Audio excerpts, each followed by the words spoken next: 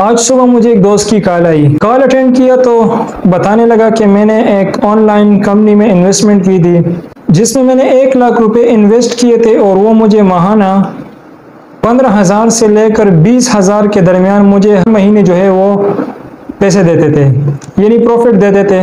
एक नेटवर्कर ने बताया कि इसमें पैसे इन्वेस्ट करो जिसमें आपको प्रॉफिट मिलेगा और आपकी इन्वेस्टमेंट भी सेफ रहेगी। तो मैंने उसमें 1 लाख रुपए इन्वेस्ट किए, जो कि उन्होंने मुझे पूरे एतमाद में लिया। पहले नेटवर्कर ने एतमाद में लिया, जो नेटवर्कर आया था मेरे पास, सबसे पहले उसने मुझे मोटिवेट किया इन्वेस्टमेंट के लिए।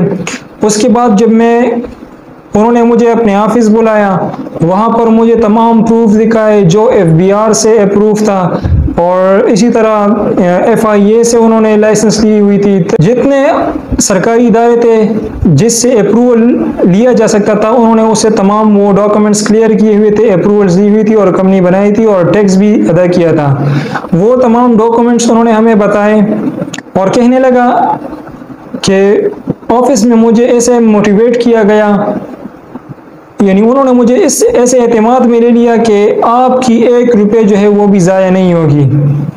मैं भी आ गया उनके मोटिवेशन में और मोटिवेटेड हो गया उनसे, और मैंने 1 लाख रुपए उनके साथ इन्वेस्ट किए। मुझे ये यहाँ तक बताया था, वो फतवा दिखाया था, एक जामिया से उन्होंने फतवा लिया और उन्होंने मुझे उस जामिया का नाम भी बताया कि इस दारुल इफ्ता से जो है वो हमने फतवा लिया है। इसके बारे में मैं डिटेल से बात करूंगा कि ये लोग फतवा किस तरह लेते हैं और ये किन किन लोगों के पीछे जाते हैं इस शिकार के लिए, कि हम किस तरह लोगों को अपना शिकार बनाएंगे, अपने शिकंजे में लाएंगे लोगों को, और कौन से आलिम से हम इनको मोटिवेट कराएंगे।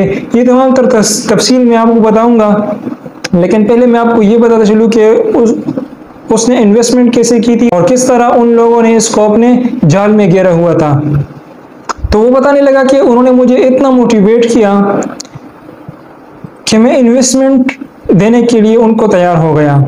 मैं उनको 1 लाख रुपए इन्वेस्टमेंट दी, जिस पर उन्होंने मुझसे ये वादा किया कि हम आपको हर महीने 15,000 से लेकर 20,000 के दरमियान में जो प्रॉफिट आएगा, यानी हर महीने अलग अलग प्रॉफिट, यानी कभी नुकसान भी होगा इसमें, कभी नफ़ा भी आएगा।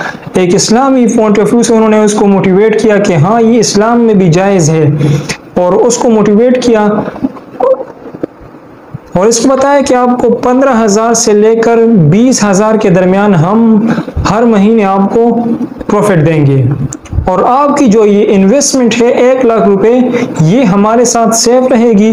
और उन्होंने क्रॉस चेक दिया उनको, जो मेरा दोस्त था उसको क्रॉस चेक भी दिया कि ये आपका क्रॉस चेक है, जब भी आप चाहें 3 महीने बाद आप अपने पैसे निकाल सकते हैं अकाउंट से। 3 महीने तक आपका और हमारा एग्रीमेंट है, 3 महीने बाद आप अपने पैसे निकाल भी सकते हैं और प्रॉफिट भी आप लोगे। तो वो उनके शिकंजे में आ गया और उसने 1 लाख रुपए इन्वेस्ट कर दिए। अब जब उन्होंने 1 लाख रुपए इन्वेस्ट कर दिए तो वो कहने लगा कि 3 महीने तक मुझे जो है वो प्रॉफिट बिल्कुल सही मिल रहा था। कभी 18,000 दे रहे थे, कभी 17,000 दे रहे थे, कभी 20,000 दे रहे थे।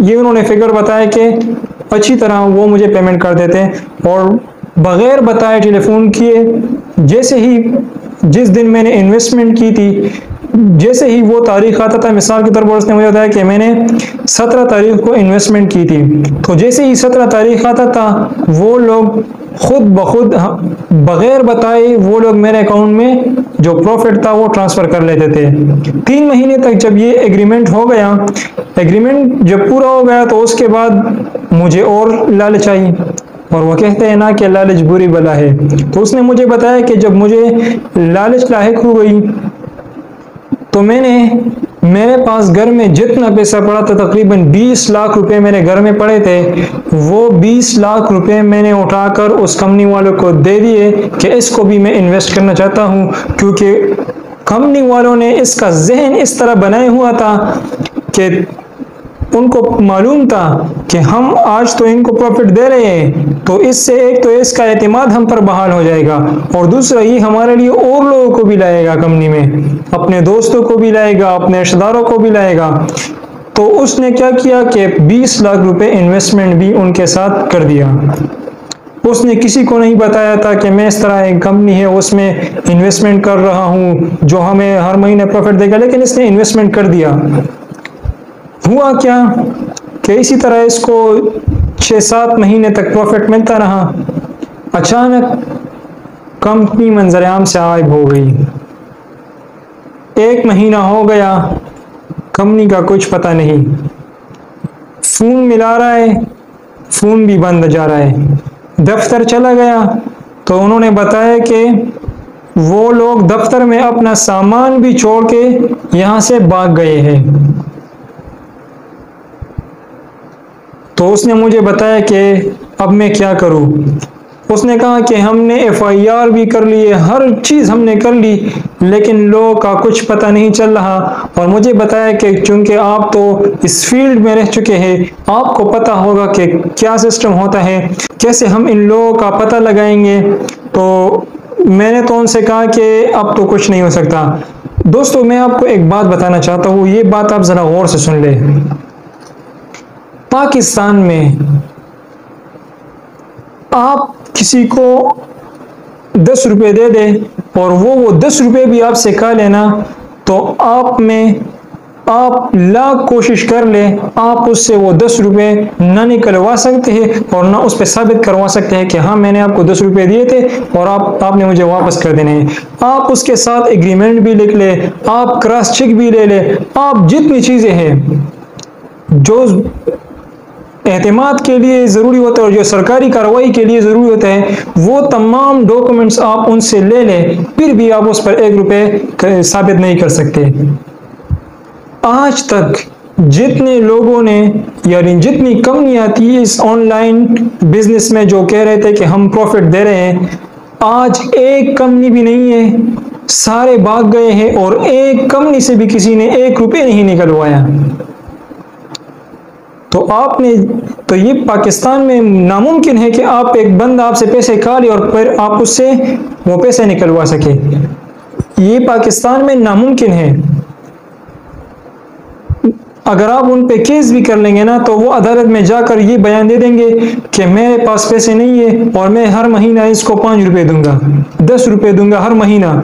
अदालत वाले कहेंगे वो उसने तो पैसे खिलाए होते हैं, वकीलों को भी, जजों को भी, वो करोड़ों रुपए लेके भागते हैं। तो उन्होंने पहले बनाया होता है कि हम जब भागेंगे तो हमारा ये पैसा हम किस किस बंदे पर लगाएंगे। उन्होंने पुलिस को भी दिया हुआ होता है, उन्होंने वकीलों को भी खरीदा होता है और यहाँ तक कि उन्होंने जज को भी खरीदना होता है। बहुत सारी कंपनियां तो ऐसी है जिन्होंने अरबों रुपए लिए हैं और इसका शिकार सबसे ज्यादा हमारे पठान भाई होते हैं।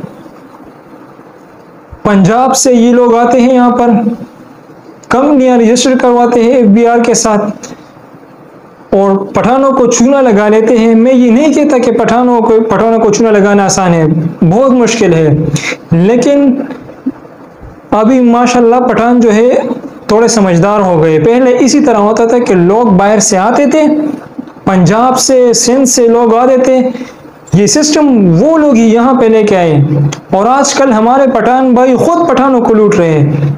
ये सिर्फ खैबर पख्तूनख्वा में नहीं हो रहा, पंजाब में भी हो रहा है और सिंध में भी हो रहा है और बलूचिस्तान में भी हो रहा है।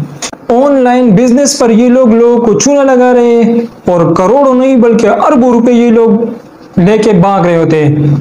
कोई बाहर ममालिक में रह रहे भी, कोई कभी किसी और कंट्री में चले गए हैं। सारे जो इतने लोगों ने ये पैसा उठाया है, आज एक भी पाकिस्तान में नहीं है। अगर कोई पाकिस्तान में है भी तो उसका कोई कुछ नहीं बिगाड़ सकता, क्योंकि उसने पुलिस को भी खरीदा हुआ है, उसने वकील को भी खरीदा हुआ है, उसने जज को भी खरीदा हुआ है, तो उसका कोई कुछ नहीं बिगाड़ सकता। आज़ाद बिल्कुल घूम रहे हैं, करोड़ों रुपए उन्होंने लिए, अरबों रुपए लिए हैं, वो आज़ाद घूम रहे हैं। तो मेरी आप सबसे ये दरख्वास्त है कि ये जितने भी ऑनलाइन आपको काम दे रहे होते हैं कि आओ हमारे साथ इन्वेस्टमेंट करो, हम आपको प्रॉफिट देंगे, इतना प्रॉफिट देंगे, इतना प्रॉफिट देंगे, लाखों देंगे। लालच में ना आओ, ये सारा के सारा स्कैम है और कुछ भी नहीं है। आपको लूटा जा रहा है। आपको 1 महीना प्रॉफिट देंगे, 2 महीने देंगे, तीसरे महीने में आपको ऐसे जलील करेंगे कि आप लोग याद रखेंगे। ये लोग ऑफिस भी छोड़ देते हैं, ये लोग शहर भी छोड़ देते हैं, ये चले जाते हैं बाहर। उनको क्या है, पैसे मिल गए उनको, तैयार पैसे।